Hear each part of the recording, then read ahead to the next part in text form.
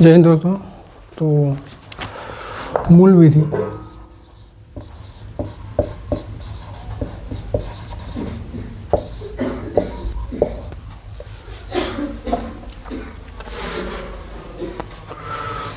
में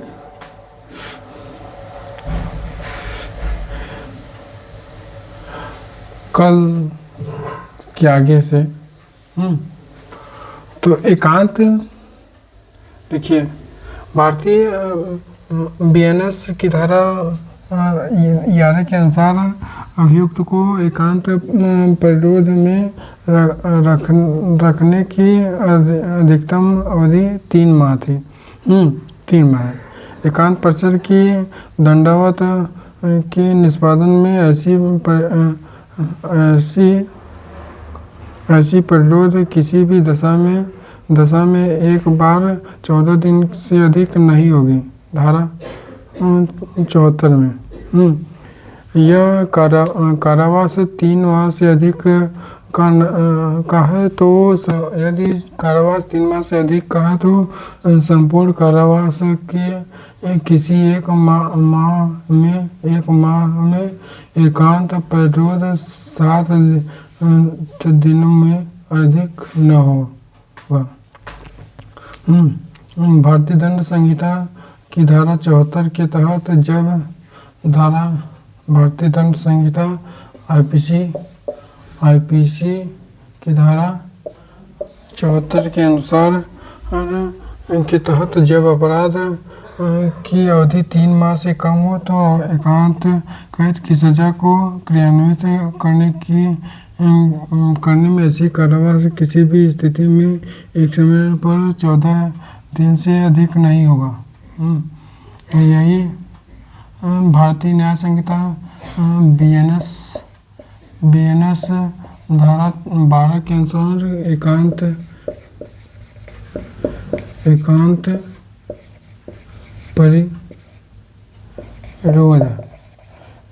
परिरोध की अवधि के बारे में प्रावधान है जो भारतीय दंड संहिता की धारा 74 में है। जो ये देखिए एकांत परिरोध है। एकांत परिरोध 3 महीने से कम अगर सजा है तो एकांत परिरोध मिलेगा। भारतीय दंड संहिता मतलब आईपीसी के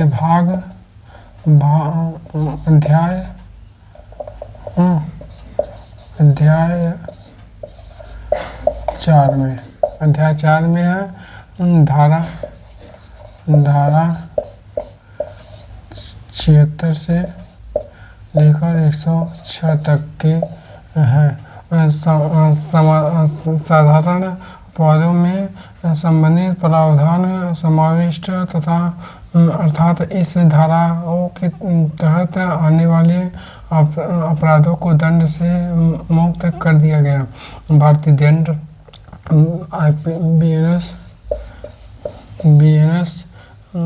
बीएनएस की धारा 223 अध्याय 3 में धारा 14 से लेकर 44 तक के साधारण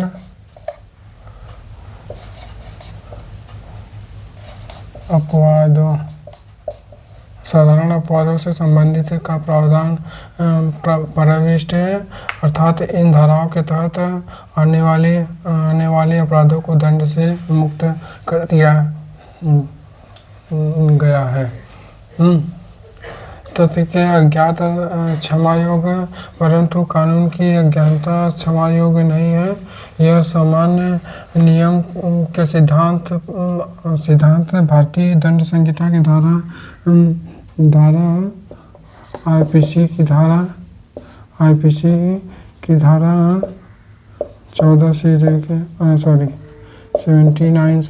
76 से लेकर 79 तक है। तथ्य की अज्ञानता क्षमा योग्य है। तथ्य की अज्ञानता क्षमा योग्य है। तथ्य की अज्ञानता क्षमा योग्य है, परंतु कानून की अज्ञानता क्षमा योग्य नहीं है। परंतु कानून की अज्ञानता क्षमा योग्य नहीं है।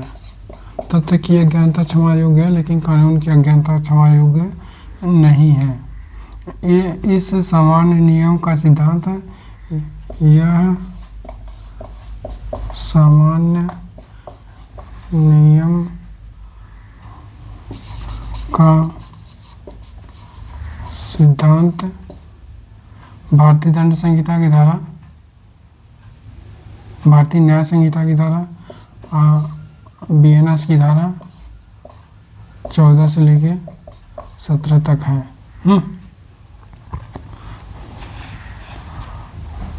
17 तक है। और धारा 76 से लेकर 95 तक आईपीसी।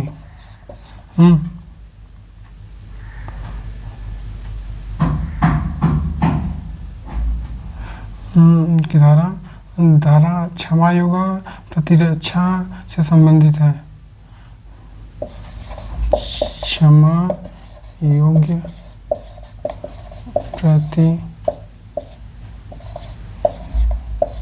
प्रतिरक्षा से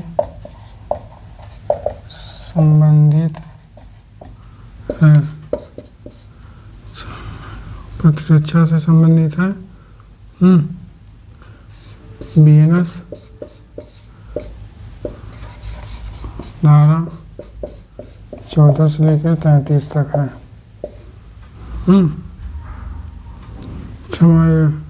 क्षमा योग्य प्रतिरक्षा से संबंधित है। बीएनएस धारा 14 से लेकर 33 तक। धारा आईपीसी की धारा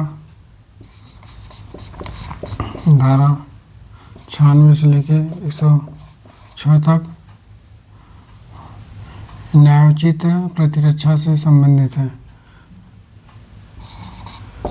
न्यायोचित प्रतिरक्षा से संबंधित है, और यही बीएनएस है।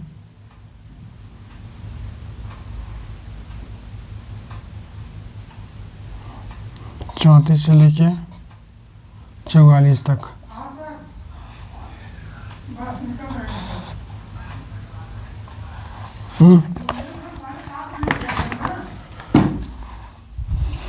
तो आज के लिए इतना ही। जय हिंद, जय भारत। मूल विधि में आज थोड़ा कम, क्योंकि टाइम लिमिटेड है। जय हिंद।